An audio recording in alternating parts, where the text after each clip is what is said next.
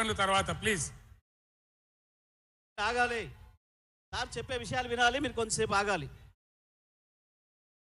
గౌరవనీయులు మన పార్లమెంట్ సభ్యులు, గౌరవనీయులైన శాసనసభ్యులు, శాసన మండలి సభ్యులు, స్థానిక సంస్థల ప్రజాప్రతినిధులు, ఇతర ముఖ్య నాయకులు, ఒక పిలుపుతో పులులలాగా కదిలి వచ్చినటువంటి నా అన్నాదమ్ములకు, అక్క చెల్లెలకు అందరికీ ఉద్యమాభివందనాలు.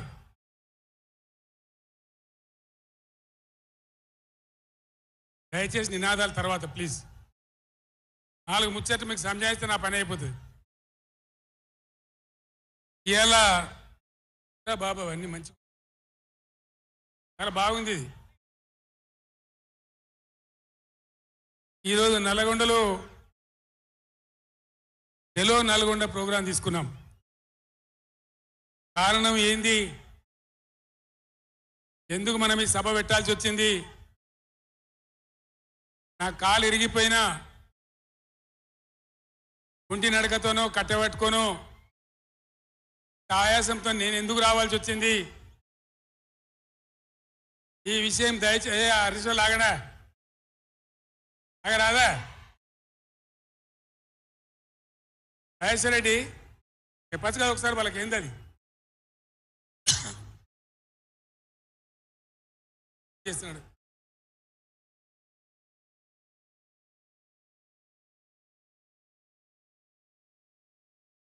కిషోర్ మీరు కష్టం అవుతుంది, ఆగండి. కిషోర్ సార్ కు మాట్లాడే కష్టం అవుతుంది డిస్టర్బెన్స్ తోని.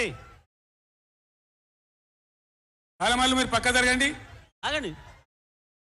మీరు జరగండి చందర్. ఇక కామ్ ఉండండి, ఇక ఇటున్నారు అందరు.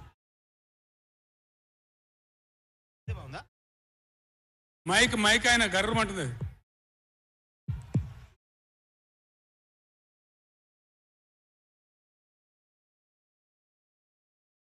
ఇలా ఈ చెలో నల్గొండ కార్యక్రమం మనం ఎందుకు తీసుకోవాల్సి వచ్చింది?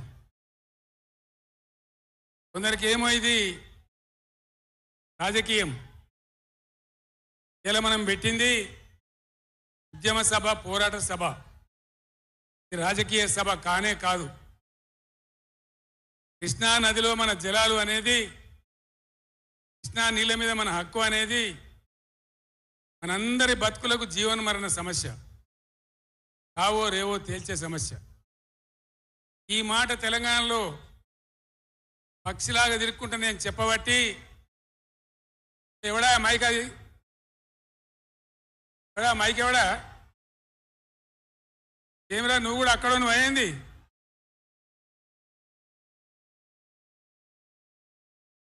రాజేశ్వర రెడ్డి చూడొచ్చు కదా, అని ఏం చేయకమని అంతే దాలిగా.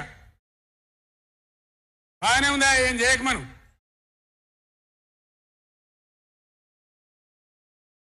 ఇరవై 4 ఏళ్ళ నుంచి పక్షిలాగా తిరుక్కుంటూ నేను మొత్తం రాష్ట్రానికి చెప్తా ఉన్నా. కృష్ణ కావచ్చు, గోదావరి కావచ్చు, నీళ్లు లేకపోతే మనకు బతుకు లేదు.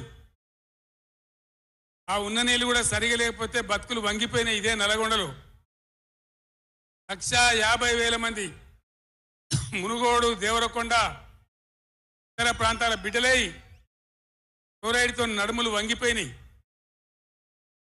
చివరికి ఈ జిల్లాలో ఉద్యమకారులందరూ కలిసి